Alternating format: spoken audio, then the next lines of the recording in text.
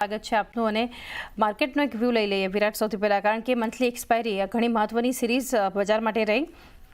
25,245 પર ગઈકાલે close Nifty આપ્યું છે અને જે ઓવરઓલ સેટઅપ પોઝિટિવ આપણને જોવા મળ્યું અને આજે જે ગિફ્ટ નિફ્ટીના સંકેતો છે થોડી ઘણી મજબૂત શરૂઆતના છે અને અત્યારે જીઓપોલિટિકલ ફ્રન્ટ પર પણ એક થોડી રાહત છે. ક્રૂડના ફ્રન્ટ પર લેવલ્સ નીચે હવે આવ્યા છે, તો એ પણ એક પોઝિટિવ છે.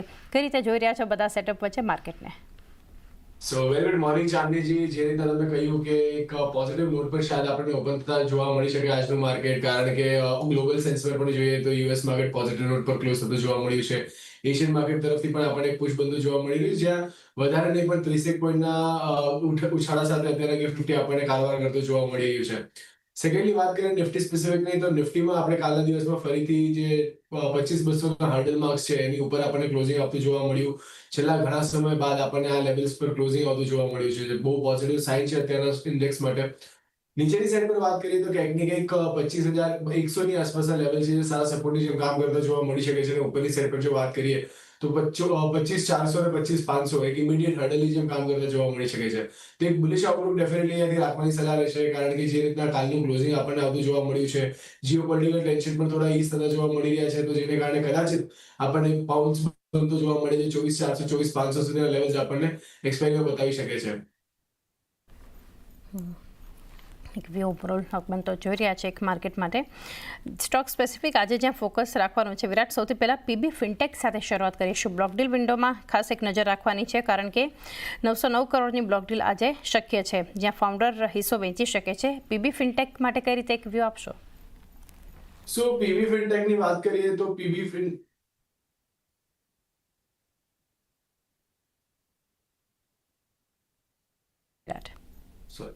પીવી પોલિસી બજારની અગર જો વાત કરીએ તો સારું એવું કરેક્શન આપણને છેલ્લા 2 દિવસમાં આવતું જોવા મળ્યું છે. બેક ટુ બેક આપણને હાયર લેવલથી એક પ્રેશર બિલ્ડ થતું જોવા મળી રહ્યું છે, જ્યાં 20 દિવસ એક્સપિરેશન મૂવિંગ એવરેજ કાલના દિવસમાં આપણને બ્રેક થતી જોવા મળી અને કાઉન્ટરની નીચે આપણને સ્લિપ થતું જોવા મળી રહ્યું છે.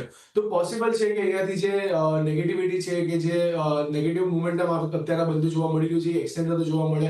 નીચે 1775 સુધીના લેવલ્સ છે, જ્યાં આપણને એક સારો સપોર્ટ, એક સારો બેઝ બનતું જોવા મળી શકે છે.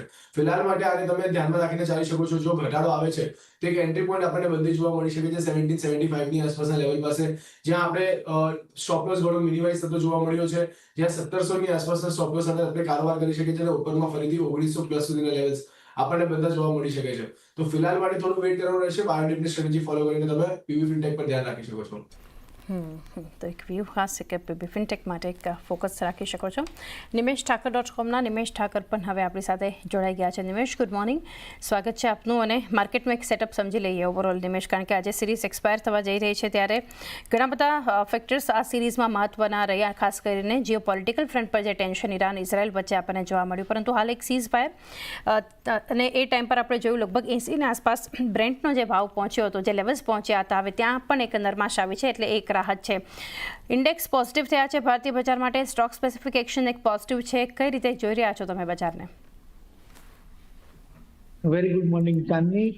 માર્કેટની અંદર જે પ્રમાણેનું સ્ટ્રક્ચર છે, ગઈકાલે એક સારી સ્ટ્રેન્થ જોવા મળી, પરંતુ ક્યાંક ને ક્યાંક એવું દેખાઈ રહ્યું છે કે ઉપરની તરફ નિફ્ટીની અંદર 25,200 25,200 આસપાસ જે છે, બુલ્સની જે સ્ટ્રેન્થ છે, જે તાકાત હોવી જોઈએ, એ અત્યારે ક્યાંક ને ક્યાંક ઓછી પડી રહી છે. અને માર્કેટમાં એક જે બ્રેકઆઉટ આવવું જોઈએ, જે આપણે ઘણા સમય થયા એક સાઇડવે રેન્જની અંદર ફરી રહ્યા હતા, 25,100 25,150 આસપાસથી પાછા આવી જતા હતા નીચેની તરફ. 24,500 24,700 એક સપોર્ટ લેતા હતા. આ રેન્જની બ્રેકઆઉટનું જે પરમ દિવસે પણ જે આપણે જોયું હતું કે ગેપ અપ ઓપનિંગ થઈ અને ત્યાંથી પણ નીચે આવી ગયું હતું. ગઈકાલના સેશનની અંદર પણ માર્કેટની અંદર ખાસી મજબૂતી હતી, ઘણા બધા પોઝિટિવ ગ્લોબલ ન્યૂઝ હતા, છતાં પણ આપણે ક્યાંક ને ક્યાંક જે છે જે સ્ટ્રેન્થ આવી જોઈએ, જે તાકાત આવી જોઈએ, એ બ્રેક નથી થઈ રહી. તો હું માનું છું કે થોડું વેઇટ એન્ડ વોચ કરીએ. જો 25,250 25,260 ઉપર આજે જે પ્રમાણે ગિફ્ટ નિફ્ટીના સંકેત આપી રહ્યા છે, જો એના ઉપર સસ્ટેન થાય છે તો ડેફિનેટલી એક નવું શોર્ટ કવરિંગ માર્કેટની અંદર જોવા મળી શકે છે અને માર્કેટમાં એક પુલબેક રેલી આપણે જરૂરથી જે છે એક સ્ટ્રોંગ રેલી જોઈ શકીશું એવું હું માનું છું. એટલે 25,250 એક ક્રુશિયલ લેવલ છે.